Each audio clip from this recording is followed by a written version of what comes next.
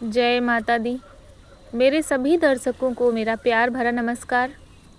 सुबह के 6 बज चुके हैं। आज छुट्टी थी अष्टमी की, तो आज मुझे उठने में थोड़ी सी देर हो गई। उठते ही मैंने साफ़ सफाई का काम शुरू किया और आज हमारे यहाँ हवन होनी है, तो साफ़ सफाई करके मैं हवन की सारी तैयारी कर लूँगी। उसके बाद नहा करके मुझे हवन करना है, तो मैं नहा के आ गई हूँ। मेरे साथ अनन्या भी हैं, उन्होंने भी नहा लिया है, प्रखर ने भी नहा लिया है, क्योंकि ये दोनों भी कह रहे थे कि इन्हें भी हवन करनी है।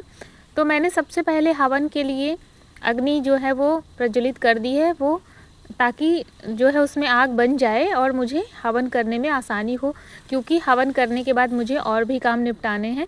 तो मैंने सबसे पहले भगवान को, सभी देवी देवताओं को और जो भी नवग्रह की स्थापना की सभी को जल अर्पित कर दिया है। उसके बाद वस्त्र के लिए मैं कलावा का इस्तेमाल करती हूँ। फूल चढ़ा दिए हैं, अक्षत भी चढ़ा दिया है। उसके बाद अब दीपक जला रही हूँ और धूप बत्ती भी जलाऊंगी। इसके बाद आग जो है वो अच्छी सी बन गई है। जब आग बन जाएगी तो जब तक मैं पूजा ख़त्म करूँगी मुझे हवन करने में आसानी होगी।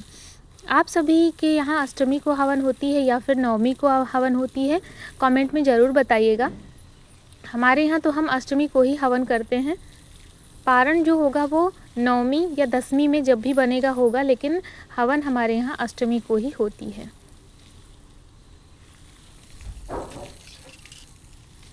अनन्या जो है वो मेरी साथ मेरी मदद कर रही हैं। कटोरी मुझे एक चाहिए थी, तो मैंने कहा कटोरी लेके आओ। उन्हें कटोरी नहीं मिली तो वो टिफ़िन लेके आई हैं जिसमें मुझे भोग लगाना था। हवन जो है वो मैंने एक थाली में निकाल लिया है और पंडित जी को मैंने इसलिए नहीं बुलाया क्योंकि पंडित जी जो हैं वो बहुत ही ज़्यादा व्यस्त होते हैं 9 दिनों में, तो पंडित जो है वो मिलते नहीं हैं। तो मैंने सोचा ठीक है, जब नहीं मिल रहे हैं तो पूरी जो भी विधि विधान है वो किताब में लिखा हुआ रहता है, तो उसके अनुसार मैं अधिकतर करके मेरा ये रहता है कि मैं खुद से ही हवन करती हूँ और कलश स्थापना भी मैं खुद से ही करती हूँ, क्योंकि कभी कभी पंडित जी नहीं मिल पाते हैं तो खुद से ही करना पड़ता है। बच्चों ने हवन कर ली है, मैंने भी हवन कर लिया है, पूजा समाप्त कर ली है। आज अनन्या का एक दांत जो है सुबह से इसको परेशान कर रहा था, वो टूट गया है। तो वो मुझे दिखा रही है और बता रही है कि ये दांत टूट गया है, मुझे कहाँ डालना है।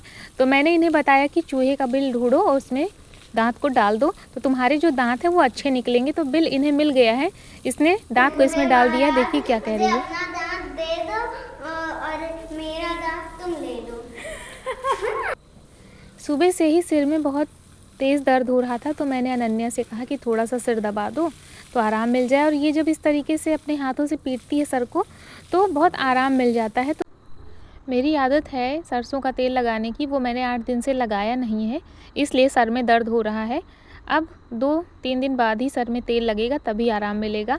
और आज भी मुझे कंघी करने का टाइम नहीं मिला, मन नहीं हो रहा था, तो मैंने कंघी आज भी नहीं की है, बाल को ऐसे ही बांध लिया है। और काम ख़त्म हो गया है, 5:30 बज गए हैं। तो मेरा ये डेली का रहता है कि पहले मैं कमरे की साफ़ सफाई कर लूँगी, नहीं तो बाहर का जितना भी कूड़ा है वो सब अंदर आ जाएगा और बिस्तर में जाएगा। तो पहले मैंने अंदर सफाई कर ली है। इसके बाद बरामदे को मैं अच्छे से साफ़ कर लूँगी, ताकि जितना भी सीमेंट और कूड़ा वगैरह है ये सब अंदर ना जाने पाए। हम औरतों के साथ तो यही समस्या है कि तबीयत ख़राब हो कितनी भी, लेकिन हमें जो रोज़ का काम है वो तो करना ही पड़ेगा, क्योंकि अगर हम वो नहीं करेंगे तो काम नहीं चल पाएगा। इसके बाद मुझे बर्तन भी धोने हैं और बर्तन बहुत सारे रखे हुए हैं। दोपहर में मैंने धुला था, लेकिन बच्चे जो हैं वो बहुत ज़्यादा बर्तन जूठे कर देते हैं, तो बर्तन बहुत ज़्यादा हो गए हैं। मैं इन सभी बर्तनों को धुल लूँगी और धोने के बाद ही मैं बाकी का काम करूँगी। माता रानी की कृपा से 8 दिन बीत गए हैं, बस 1 दिन और बचा है तो वो भी बीत ही जाएगा।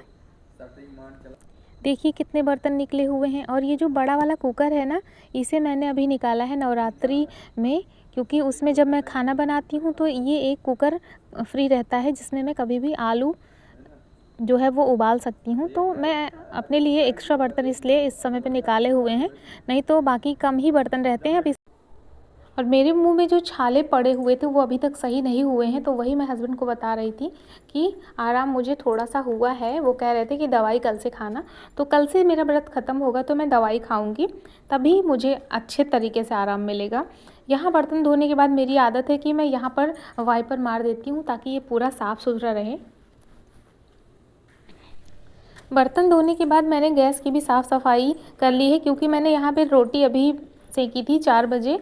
तो अब मुझे रात के खाने में केवल आलू फ्राई करना होगा, तो मेरा भी काम चल जाएगा और बच्चे भी रोटी से वही खा लेंगे। तो मैंने सोचा कि गैस की भी साफ़ सफाई कर दूँ, तो ये सारा साफ़ करके दूध में उबालूँगी, क्योंकि दूध जो है वो आज देर से आया है, 3 बजे आया है। तो दूध को मैं उबाल लूँगी ताकि दूध सुरक्षित रहे। चाय पीने का मन हो रहा है, हस्बैंड आ जाएँ तो मैं एक बार फिर से चाय बनाऊँगी। और मेरी आदत है कि मैं पानी बहुत ज़्यादा पीती हूँ, तो मुझे बार बार पानी पीने की आदत है। तो 1 गिलास पानी जब मैं पी लेती हूँ तो आधे घंटे को मुझे रिलैक्स हो जाता है, और व्रत में तो और ही ज़्यादा प्यास लगती है। ये बच्चे हैं जो आज सब इकट्ठा हुए हैं, खेलने के लिए निकले हैं। तो आज इन लोगों ने खूब भाग दौड़ की और खूब खेले, बहुत देर तक मिट्टी में भी इन्होंने खेला। कपड़ों को इन्होंने गंदा कर लिया है, लेकिन मैंने इन्हें रोका नहीं, क्योंकि बच्चे खेलते हुए अच्छे लगते हैं। आज हस्बैंड घर पर ही हैं, तो खाना हमारे यहाँ जल्दी हो गया, क्योंकि किसी का वेट नहीं करना पड़ा, सबने खाना खा लिया तुरंत। तो मैं थोड़ा सा बाहर निकली हूँ टहलने। बाहर का नज़ारा जो है बहुत अच्छा लगता है, और खुली हवा बाहर की जब रात में हम निकलते हैं बाहर तो बहुत ज़्यादा अच्छा लगता है। और देखिए, खुले आसमान के नीचे जब हम चाँद को देखते हैं तो कितना सुंदर दिखाई देता है। तो मेरी आदत है कि मैं थोड़ी देर के लिए बाहर ज़रूर बैठती हूँ, क्योंकि मुझे ये चाँद देखना बहुत पसंद है। बच्चे लेट गए हैं, क्योंकि कल सुबह जो है वो उन्हें जाना है एक जगह निमंत्रण में, तो वो लोग लेट गए हैं। मैं थोड़ी देर बाहर टहलूँगी। और अभी यहाँ पर जो ईंट रखी हुई है, इस पे पानी मारना बाकी है, तो हस्बैंड आएंगे, इस पे पानी मारेंगे। जो काम लगा हुआ है इसमें पहले रात को पानी मार दिया जाता है, उसके बाद ही इन ईंटों की जोड़ाई होती है। तो इस पे पानी वो मारेंगे। मुझे यहाँ से मोटर चलानी पड़ती है, इसलिए मैं बाहर बैठी हुई हूँ।